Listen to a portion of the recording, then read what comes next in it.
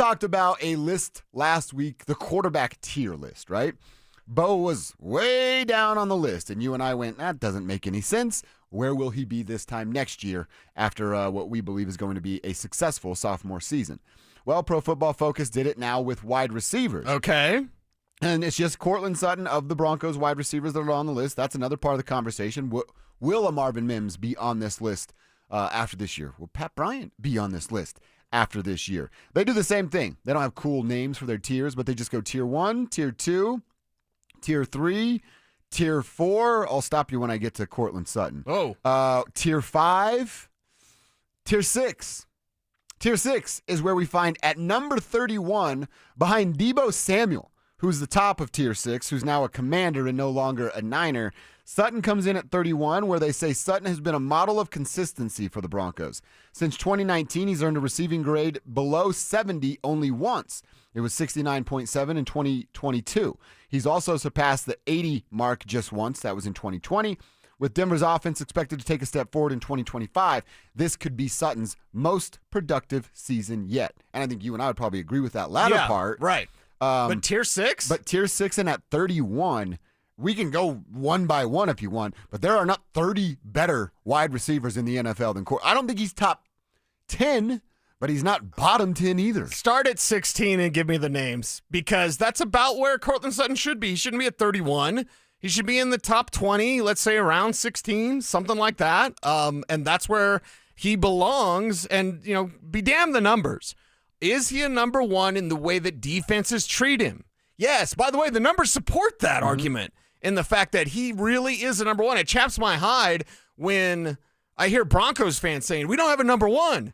It really makes me upset when I hear national outlets go like, oh, yeah, he's 31. Mm-hmm. That means he's basically like a third-tier wide receiver. Like if we take, just the 11 on the field and you take the 2 wide receivers and you go, okay, 32 teams, 64, so bottom tier of wide receiver 1, high-end wide receiver 2. No, that's not the case. He's not treated that way. He doesn't produce that way. So let's start at 16. I'm going to give you a bunch of no's probably. Devontae Adams, 16. Not anymore. I might for 1 year. 1 year? Yeah. Well, with Stafford, it could look pretty good. Yeah, that's right. He's in L.A.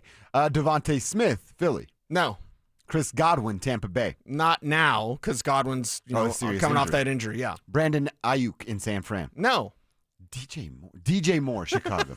What the hell, dude? No. Why are we doing this? Jalen Waddle, Miami. No. Ladd McConkey.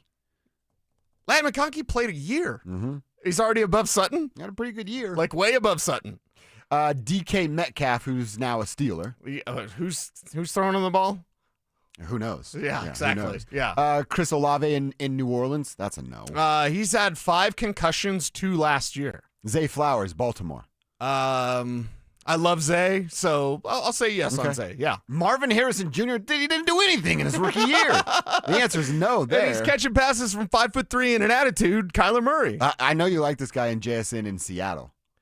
Yeah, I do. I still think Sutton has more skins on the wall, if you will, in terms of production. So maybe JSN's ceiling's higher than what Courtland is, but right now I think maybe Sutton's ahead. Rasheed Rice, KC. No, Rasheed Rice? Yeah, he's 28, 29. Let me answer this for you. Josh Downs, Indianapolis. Hell no. No. And then we get to Debo at 30 there. What? I don't understand this at all.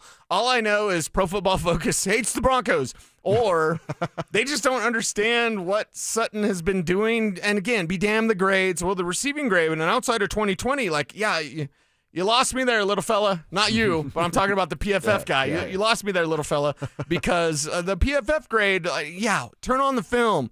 How do defenses treat him? And then respond to that. He's treated like a number one. He still produces like a number one. He's the type of guy that you design plays for, and you make sure that at the end of the game, I'm going to say conservatively, he has 8 targets per game. So you design plays for the guy and set it up so that he is featured in this offense. There's no way he's in the tier 6 of wide receivers. Is he Justin Jefferson or Jamar Chase? No. Is he even part of that second tier? Perhaps not. But if you want to put him around 16 to 20, that's where he belongs. I mean, I think the second tier, I think it's more than fair for us to say he's not a part of that. Even that Tyreek Hill getting older, he's still not that. Nico Collins, not that. CeeDee Lamb, not that. Puka Nacua, certainly not that. Amon-Ra St. Brown, certainly not that. But he's not down there with the names that we're talking about. And I mean, behind him is Jameson Williams in Detroit, who I think is probably a little low on this list too. But he's not a top 2-tier guy, but he's not a bottom 2-tier guy either. Right, and let me give you some of these numbers for Pro Football Focus, and I'm going to start when Bo really got going, because it was after that Saints game. We saw Bo run less because he can run, but I don't want Bo carrying the ball 10 times for 75 yards, whatever it was against New Orleans. So post-New Orleans game, check out these targets for Courtland Sutton. 11, 10, 9, 8, 10, 9, 9, 6. It's not enough. 9, 7. Like, that's the target structure that a true number one gets. He's getting double digits or near double digits in almost every single game outside of 2, the 6-target game and 7-target game. And even in the 7-target game, he had 5 for 98. Wow. And a touchdown. Wow. By the way. So for me. One of those games that Bo telling Courtland, like, you got to come up and tell me you want the ball. Yeah. It might have been that 6-target game where he had 5 for 50. But yeah, that's the type of production this guy can bring to the field every single time. So again, he's not the top tier. He's not the totally best in the league, but he's not this. They're basically throwing him on the scrap heap. And he's the Broncos' number 1 receiver. Again, you don't know Bo Nix because last year it was Sutton and not a lot of help. Now with Evan Ingram out there, now with Pat Bryant out there, Marvin Mims developing, RJ Harvey is a pass-catching option out of the backfield. Imagine how Sutton's efficiency will go up. Projections-wise for Courtland Sutton, it's going to be about the same, right? If you look at what he could do, I would say 85 catches, 1,100 yards, and let's say 9 touchdowns. I think that sounds really spot on the money, almost identical to the numbers at 81, 1,081, and 8 touchdowns. Yeah. That's about what he's going to do, but it'll be more efficient this year because the offense is going to be better around him. I'm not as high on Courtland as you are, but I am high on Courtland Sutton. And I think the fact that I love the way you described it there.